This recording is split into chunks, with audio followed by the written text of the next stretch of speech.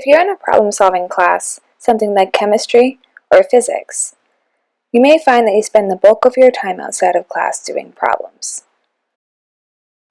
Some students become frustrated when they spend hours doing problems but don't see their efforts reflected in their exam grades. They might feel prepared before an exam, but find that the questions aren't like what they practiced, or that they didn't understand the exam material as well as they thought they did.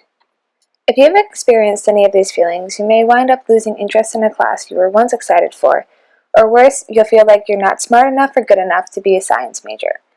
Luckily, you can combat these feelings with the right problem-solving strategies.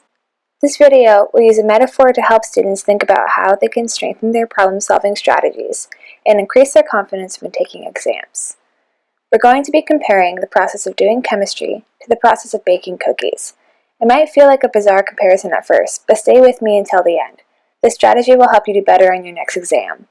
This lesson is brought to you by the University of New Hampshire's Center for Academic Resources. Let's imagine that a college student decides he wants to bake a batch of chocolate chip cookies. He's never baked before, so he finds a recipe. He collects all the ingredients, including sugar, flour, and butter, and carefully proportions everything out so that he follows the recipe perfectly and makes a successful batch of chocolate chip cookies. Every time he bakes, he follows the recipe and comes up with a perfect batch of cookies. After a few tries, he feels confident in his ability to bake cookies. He thinks, "That was easy. Baking isn't hard. I must be a good baker." However, what do you think would happen if we took that recipe away from him? He won't know how much of each ingredient to add. He might add too much sugar, not enough flour, and completely forget the butter. He's not going to make a great batch of cookies. Now he thinks, well, maybe I'm not a good baker after all. What do you think differentiates our student from a professional baker? A professional baker doesn't just know which ingredients to add by following a recipe. He understands the process of baking, and he knows why each individual ingredient is added and how it affects the actual outcome of the cookie. Now, this doesn't just happen intuitively. A baker has to study the science of baking, experiment with the ingredients, and think, how does what I do influence the outcome of this product? Then, of course, it takes time to understand this process. After learning this, our student decides he's not actually going to just copy recipes anymore, but he's going to learn the process of baking itself. He decides he wants to figure out what role flour and butter have on the outcome of that cookie. He knows that 1 stick of butter and 1 cup of flour give a regular cookie. In order to know what role the flour has, he adds 2 cups of flours and uses a regular amount of butter and see how that influences the outcome. He winds up with a cakier, fluffier cookie. To determine what role the butter plays, he sticks with the normal 1 cup of flour, and instead of adding solid butter, he melts it in a bowl. This gives him a crispier cookie. He concludes that the amount of flour determines how cakey the cookie will be, and the temperature of the butter affects the chewiness. At this point, you're probably wondering how all this baking is related to the process of learning chemistry.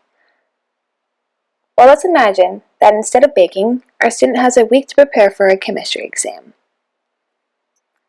He decides that he's going to prepare by doing problems from his homework, book, and practice exams. When he finds himself getting stuck on a problem, he pulls out his book or his notes and searches for a similar problem. He then copies down the steps, changing the numbers to match the one from the problem he's working on. He repeats this process each day until the exam. While studying, he feels great and thinks chemistry is easy. I totally get this. However, on the exam day, he gets caught off guard. He doesn't think the problems look like the ones that he did when he was practicing, and he ends up getting a C-. He thinks that exam is totally unfair, not like the practice at all, and way too hard. Do you think this process worked for him? What can our student do in order to go from getting a poor grade on his first exam to being one of the top chemistry students in his class? Although our student spent a lot of time studying, he realized that when he was looking at the problems in his book and copying down the answers, he didn't fully understand why he was doing each step. The next time he studied, when he looked at an equation, he tried to see how that equation determined the answer. He wanted to know how each individual variable influenced the outcome. To do this, He used his book to make sure he fully understood the concepts behind each equation before doing problems. He then experimented with the variables to see how his answer changed. He thought about the role that each variable plays, and why and how he did each step when solving a problem. This took a lot of time, but in the end it helped him understand the material better and faster. Let's recap what we learned. Looking at the problem and copying down the steps can help you solve a problem. Just like reading a recipe and following the directions for adding ingredients will help you bake a batch of cookies. However, when solving for the answer to a problem, it's important to not just memorize the steps, but to truly understand why you're using each one. It's important to think through the problem entirely on your own. You can use help, but make sure you can explain without help how and why each step was needed.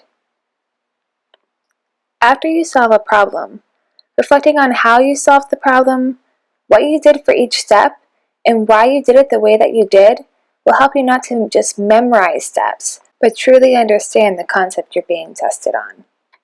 This way you'll be more ready to tackle any challenging problems that might be on your exam that weren't on your homework. If you liked this video and would like to learn some more tips and tricks for doing well in your classes, stop by the Center for Academic Resources in Smith Hall, room 201.